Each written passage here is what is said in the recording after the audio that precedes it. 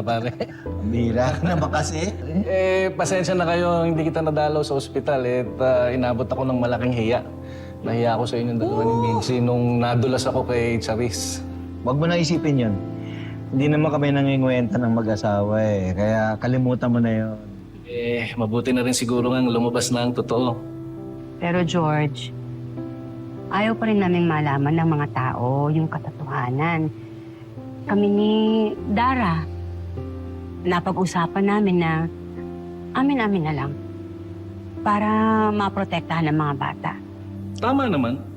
Malaking impact din siguro sa mga bata talaga kung sakaling may isa sa publiko.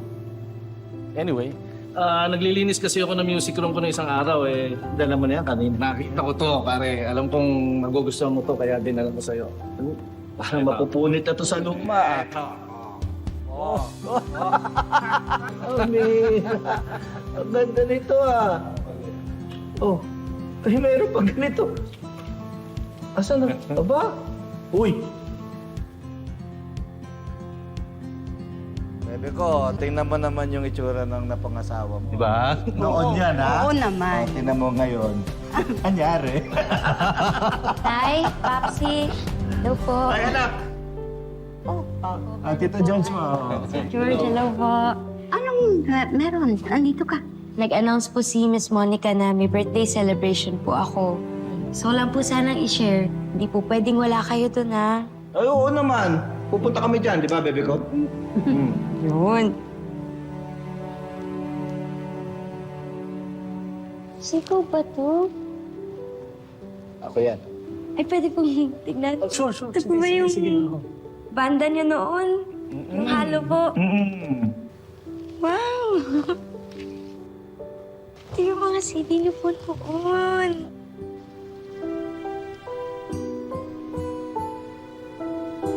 Grabe po, no? Si Tio Halari po pala talaga yung mukha ng halo. Si Dio talaga ang foundation namin. Hindi naman siguro kami sisikat kung hindi siya talagang magaling at magandang lalaki. Di ba, pare?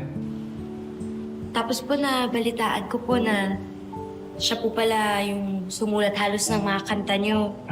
Sayang po, hindi ko man lang po narinig. Si Popsi din kasi hindi po tinuturo sa akin. Pero sa tingin ko po, hindi pa po huli ang lahat.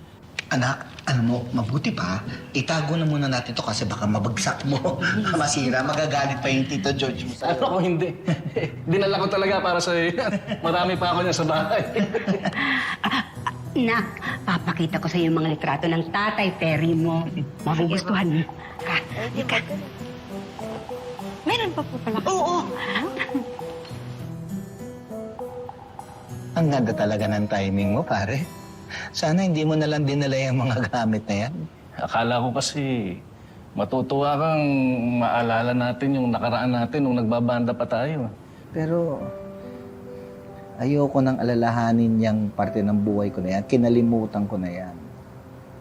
Ayaw mong balikan o ayaw mong makita ni Jenny para balikan niya ang pinanggalingan niya?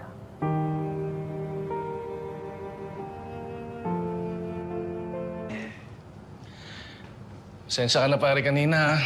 Hindi ko kasi inisip yung mararamdaman mo kung sakaling makita ni Jenny yung litrato ni Dio. Alam mo, parang natakot lang ako kanina kasi parang bumalik sa akin ang lahat eh. Lalo na yung tungkol kay Dio. Kahit napatay na siya, karibal ko pa rin siya. Karibal ko na siya noon kay Minchi. Tapos ngayon naman, kay Jenny. Naiintindihan kita. Lalo na ngayon na alam na ni Jenny ang lahat. Yan ang nga iniisip ko, pare. Paano kung magtanong-tanong na tong si Jenny tungkol sa totoong tatay niya? Natatakot ako kasi baka magbago siya bigla. Kaya nga pinag-iigihan ko lalo yung pagiging tatay ko sa kanya. Ano ba naman kasi labang ko kay Dio. Natural lang sa bata ang maging curious tungkol sa totoo niyang ama. At wag na wag mong ipagkakait yun sa kanya. Pero ito ang tandaan mo. Mas malakas ang laban mo kay Dio kahit nabubuhay pa siya ngayon. Ikaw ang nagpalaki kay Jenny at walang ibang nakapagbigay nun kundi ikaw.